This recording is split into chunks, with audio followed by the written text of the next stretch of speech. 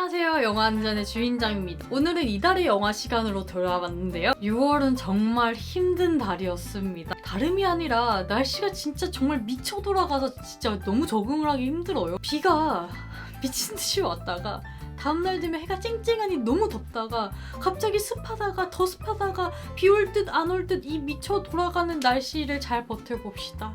어쩔 수 없지. 그래서 그런지 비가 막 미친 듯이 왔다가 그 다음날에는 맑고 또 우중충했다가 습해졌다가 이걸 반복하다 보니까 사람이 좀 우울해지더라고요. 그래서 어느 날에는 정말 물 먹은 솜처럼 기분이 축축해지고 몸도 축 처져가지고 하루 종일 침대에 누워있고 싶은 뭐 그런 상태도 되었는데 여담으로 제가 덩그러니라는 올리브 나무를 키우고 있습니다. 바로 요것인데요. 참 귀엽죠? 저는 뭐 귀엽다라고 생각하는데 이제 올리브 나무다 보니까 햇빛이 굉장히 많이 필요하잖아요. 처음에 데려왔을 때는 햇빛이 짱짱한 날씨여서 그렇게 광합성을 많이 시켜줬는데 요즘에는 밝은 햇살이 별로 없어가지고 덩그러니에게 햇살을 주지 못해서 좀 슬퍼하고 있습니다. 올리브 나무여서 햇살이 중요할 텐데 7월부터는 또 장마라던데 저의 덩그러니 괜찮겠죠? 제가 잘 키울 수 있겠죠? 그리고 양이들은 정말 잘 지내고 있습니다. 궁금해하실지는 모르겠는데 가끔씩 제 채널에 양이들이 나오잖아요. 그 양이들 잘 지내고 있습니다. 둘 다 11살 아기들인데 식욕도 왕성하고 털도 왕성하게 빠지고 왕귀엽게 잘 크고 있습니다. 모두들 고양이 하시길 그나마 한 줄기의 축복이 됩니다.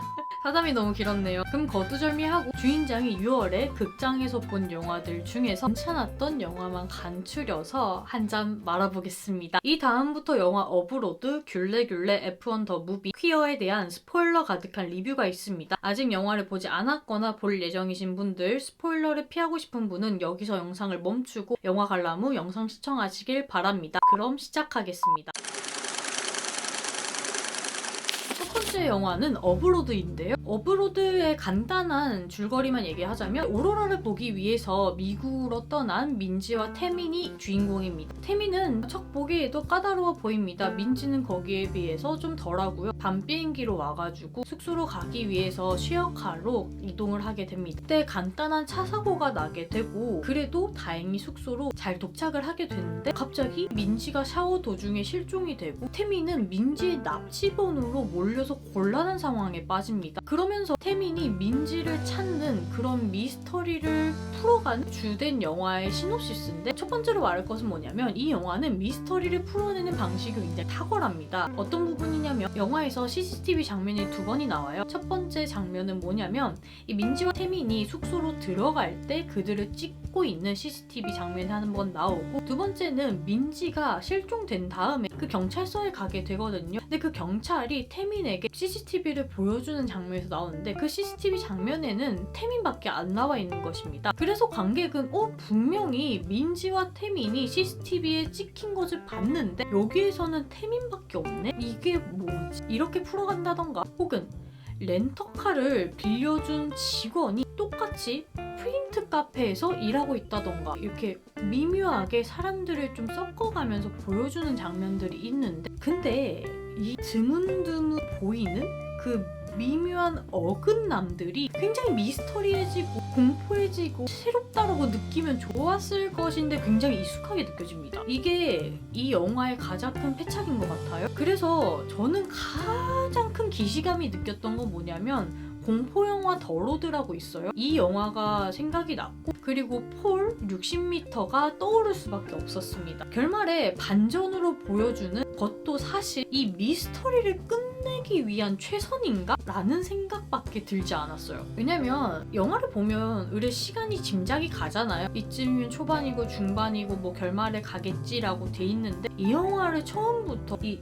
결말을 보기 직전까지 가면 이 생각이 들 수밖에 없어요. 도대체 영화를 어떻게 끝내려고? 그리고 끝낼 방법은 가장 간단해요. 이 모든 게 꿈이었다 혹은 그에 준하는 이런 결말로 끝내버리면 가장 간단합니다. 그리고 영화는 그것을 선택했어요. 결말을 말씀드리자면 사실 차 사고가 일어났다 그랬잖아요. 그때 민지하고 태민하고 같이 탔던 운전자하고 그 옆에 탔던 케이팝을 좋아하는 여자애가 있는데 그 사람들이 다 혼수 상태에 빠졌다는 거죠. 그래서 그 혼수 상태에 빠져서 있는 그런 태민의 무의식 같은 거를 영화가 보여주는 것 같았어요. 이 부분에서는 또 아리스 인 더 보더랜드를 떠올리게 하더라고요. 그래서 만약에 결말에서 제가 생각지도 못한 것을 내놨으면 정말 올해 최고의 영화가 될 뻔했으나 아쉽게도 그러지 못해서 아쉬움이 좀 더 남은 영화였습니다. 그러나 여기까지 오기 위해서 미스터리를 이끌어가고 풀어내는 방식은 충분히 훌륭했다고 생각이 듭니다. 그리고 그 차에 조수석에 앉았던 여자애가 있다고 했잖아요. 그 여자애가 샤이니 태민 씨의 팬이라고 그 원트라는 노래를 틀어주는데 그 원트를 활용하는 부분은 영리했다라고 생각이 듭니다. 엔딩 크레딧이 올라갈 때 그 원트가 틀어져서 나오는데 저의 뭔가 복잡하고 미묘한 심경을 그 케이팝을 들으면서 뭔가 잘 정리가 되는구나 뭐 이런 느낌을 잘 받았습니다. 그래서 어브로드에 대한 한 줄 평은 드문드문 보이지만 끝까지 이끌어지는 미스터리의 향연입니다. 잔점수는 10잔 중 7잔 원샷입니다. 두 번째 영화는 귤레귤레입니다. 귤레귤레를 딱 한 줄로 표현을 하자면 과거의 귤레귤레 이런 느낌인데 사실 과거의 귤레귤레 이런 느낌이 좀 더 강합니다. 여기서 귤레귤레는 영화의 마지막에 밝혀지는데 튀르키어로 안녕 안녕 이렇게 인사를 하는 것 같아요. 영화의 또 줄거리를 간단하게 살펴보자면 주인공이 상사와 함께 튀르키예 사업차 비즈니스차 가게 되고 거기에서 며칠도 머물면서 여행을 하게 됩니다. 근데 그 여행 투어에 자신의 전 대학 동기가 있는 거예요. 전 대학 동기도 뭔가 사연이 있어 보이고 자신은 아직 여기에게 조금의 미련이 있는 것 같고 더 얘기는 해보고 싶은데 너무 오랜만에 만났으니까 어떻게 얘기는 할지 모를 것 같고 그 와중에 튀르키예 풍경은 예쁘고 여행은 진행이 되고 거기에서 발생하는 소소한 사건들을 다루는 영화입니다. 그래서 이 영화는 첫 번째 튀르키예 풍경이 맛집입니다. 정말 예뻐요. 제가 그 영화를 봤을 때도 와 나 진짜 여행 가고 싶다 뭐 이런 생각이 들었거든요. 두 번째는 그 이 사람들의 관계성이 재밌습니다. 제가 말했듯이 주인공과 상사와의 관계도 굉장히 좀 골 때리는 부분이 있고 주인공의 X라고 해야 되는 그 여자와 그 여자의 남편으로 추정되는 그 사람의 관계성도 골 때리는데 여행을 같이 다니는 투어 무리에 엄마와 딸들도 있거든요. 근데 그 엄마가 약간 유튜버처럼 딸들이 별로 좋아하지 않는데 계속 브이로그를 찍어대요. 근데 그러면 딸들도 엄마와 약간 갈등이 있어 보이는데 이 세 무리가 이렇게 갈등을 빚기도 하고 안에서 빚기도 하고 서로 대표를 축출해서 빚기도 하고 뭐 이런 관계성들이 참 재밌었습니다. 보자면 엄마가 약간 불편한 딸들의 팟이 하나 있고 자기 고집이 있는 대로 있는 과장과 엄청 소심한 대리가 있는 그 주인공 팟이 하나 있고 사실 그 X라고 해야 되는 옆에 남편으로 추정되는 이 사람은 X 남편이거든요. 그러니까 전 남편인데 이 전 남편과 잘 해보고자 재결합 여행에서도 정신을 못 차리는 이 진상의 전형인 팟이 하나 더 있습니다. 그래서 벌써 듣자면서 좀 재밌지 않나요? 이 사람이 얼마나 전상을 부리고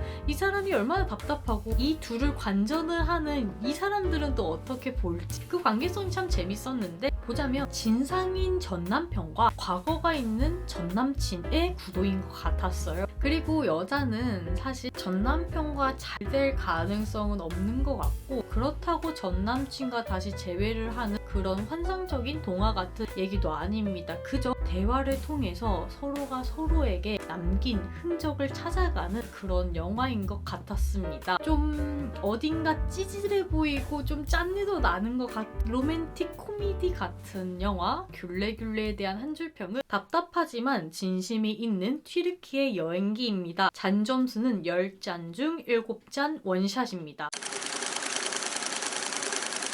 세 번째 영화는 F1 더 무비입니다. 이 F1 더 무비는 애플이 만든 영화인데 그러면 한 가지 확실하게 보장되는 게 있죠. 바로 자본의 맛입니다. 그래서 이 차에 적힌 레시피를 따라가는 고속도로를 질주를 하는 그런 쾌감을 느낄 수 있는 영화입니다. 이 영화는 또 브래드 피트 빵형이 나와주셨는데 빵형은 역시 빵형인 것처럼 연기를 너무 잘하고요. 그리고 그가 특유의 보이는 있는 미국 사람의 시원한 그런 느낌도 굉장히 잘 살렸습니다. 그런데 한 가지 아쉬운 점은 너무 뻔히 보이는 스토리 라인에 있습니다. 이 스토리 라인은 감독의 전작인 탑건 매버릭에서도 그대로 보였는데 사실 좀 더 역동적인 그런 액션은 매버릭 쪽이에요. 왜냐면 거기에서는 막 비행기가 날아다니고 막 너무 파이트도 하고 그렇잖아요. 근데 F1은 자동차기 때문에 그런 수직적인 움직임은 없어요. 이